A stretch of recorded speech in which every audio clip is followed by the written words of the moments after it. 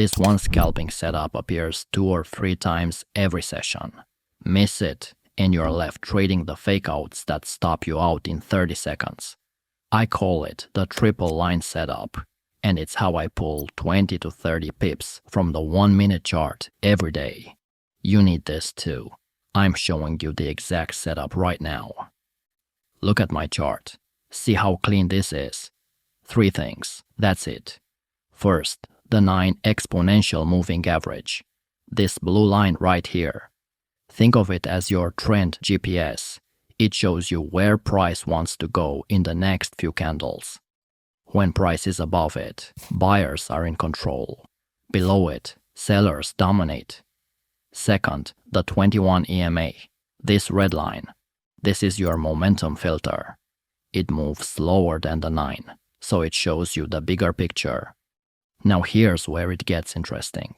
The space between these 2 EMAs, that's the sweet spot, the magnetic zone. Price gets pulled back to this pocket like gravity, over and over again. Third element, one recent support or resistance level. This horizontal line, not 5 levels, not 10, just one clean level that price has reacted to in the last hour, or a fresh level, untouched, but with potential for a reaction.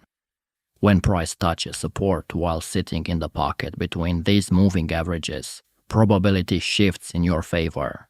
Watch what happens. Price hits support, and it's right between the 2 lines. 10 pips in 5 minutes. No guessing, just pure confluence. Now look at this setup. Price hits a similar support level, but it's below both lines. I don't touch it.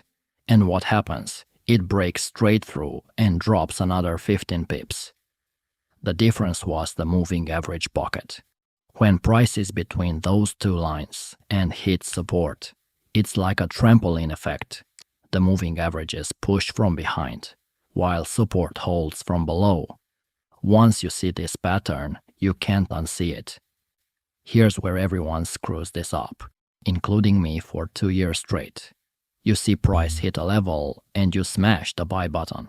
No patience, no confirmation. The mistake is entering on the touch. You think you are being smart, getting in early before the move. But at that moment, price is testing the level, not respecting it yet. It's asking a question, not giving an answer. Think about it. When price races down and hits support, it has momentum behind it. Bearish momentum. You're trying to catch a falling knife and hoping it stops falling right where you grab it. But if you wait for price to touch support and be between the 2 lines at the same time, that's double confirmation. It's not just about the level anymore. It's about the context around that level. So here's the exact entry technique. Price touches your resistance level. If it settles between the 9 and 21 lines, now you enter on the close of a new red candle. Not before, not on the wick, on the close. Now, it looks perfect in theory, but sometimes I'm still not sure about the setup. The confluence looks good, but something feels off. That's when I use one simple indicator check that filters out the losers. Confession time. I completely ignored indicators for 5 years. I really thought real scalpers only need price action, but sometimes you need an indicator to confirm your bias. I use RSI indicator for this. So look, price action is king. The moving averages and support levels are your primary signal. You never stare at indicators waiting for permission to trade. That's backwards. But when you're unsure about a setup, when something feels off even though everything looks right, check one thing. Is RSI indicator above or below 50? Dead simple rule. RSI above 50 equals only take long trades. RSI below 50 equals only take short trades. That's it. No complex divergence analysis. No overbought or oversold zones. Just above or below the center line. Why does this work? RSI shows you momentum direction. When it's above 50, buyers have control even if price is pulling back. When it's below 50, sellers are stronger even during bounces. Look here, perfect scalping setup appears at support. The lines align beautifully, price sitting right in the pocket.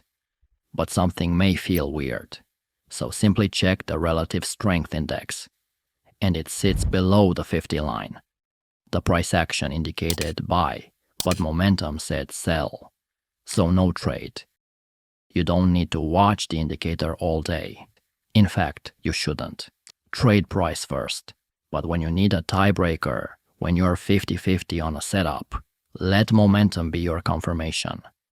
Think of it like this. The moving averages show you the setup, support shows you where, and relative strength tells you which direction has momentum behind it.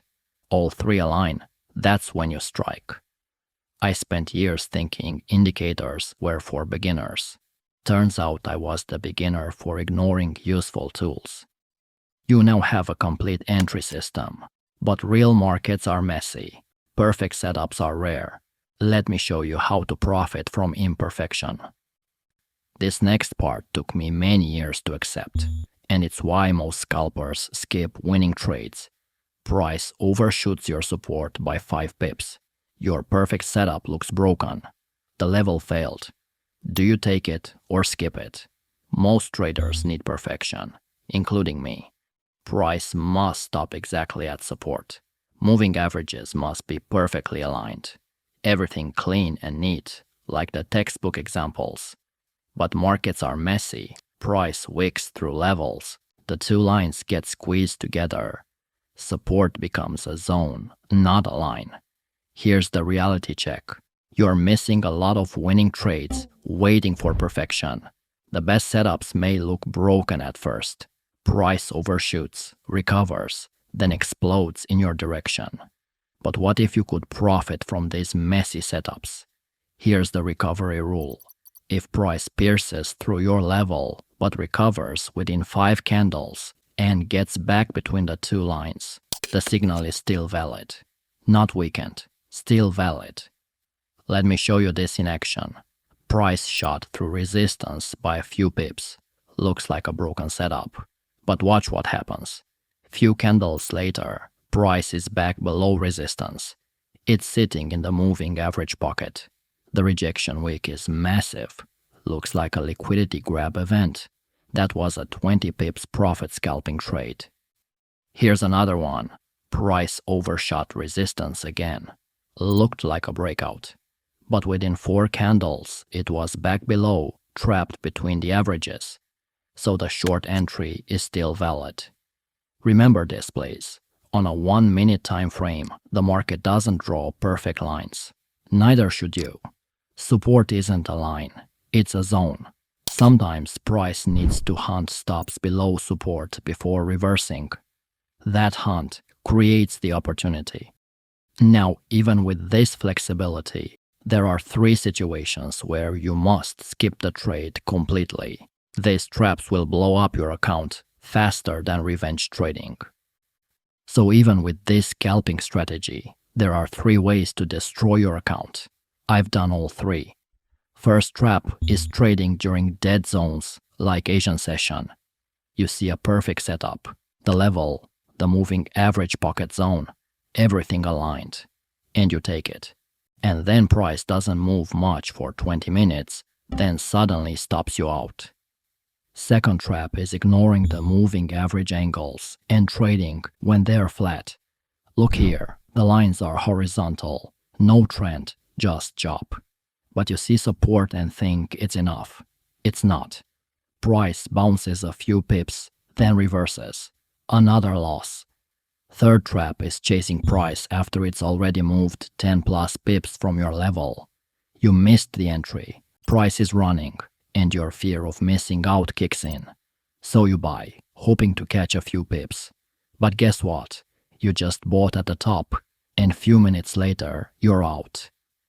So why do these destroy you? Dead zones mean no volume, so support levels are meaningless. Price walks right through them like they don't exist. Because during those hours, They don't. Flat lines with no angle mean no trend. You're trading in chop. It's like trying to surf in a swimming pool. No waves means no moves. You need momentum, and flat moving averages show you there isn't any. And chasing entries means your risk reward is garbage before you even start. You're risking 10 pips to make 5. That math guarantees failure, even if you win more than you lose. Here's the professional filter. Only scalp during London or New York session. Outside these windows, don't even open your charts. Always check that the 9 EMA is angled at least 30 degrees in your trade direction. If it's flat, skip the trade.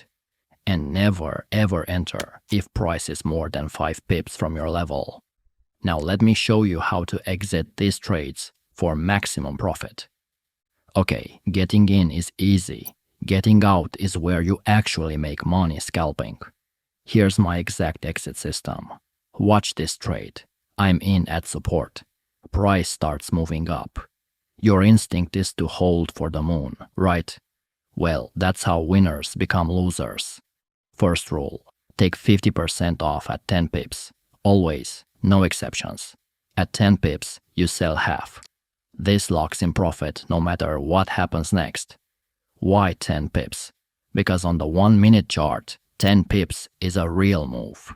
It covers spread and gives you profit. More importantly, it removes the emotion. Second rule, move your stop to break even immediately after taking partial profits. The moment you bank those 10 pips on half your position, your stop moves to entry. Now you literally cannot lose. Third element, exit the remaining position when one of two things happens. Either price hits the next resistance level or it closes below 21 EMA, whichever comes first. And here's the key. This system means you never turn a winner into a loser, ever. This is what good scalping looks like. You just learned the exact 1-minute scalping strategy I use every day. The 3-line setup, the RSI filter, the imperfect signal rule, the exit strategy. You have it all. This scalping method works because it respects market structure. It combines trend, momentum, and key levels into one simple decision. Enter or wait, nothing else. And if you're ready to fit this into a full A to Z trading system, that's what our academy is for. Link is in the description.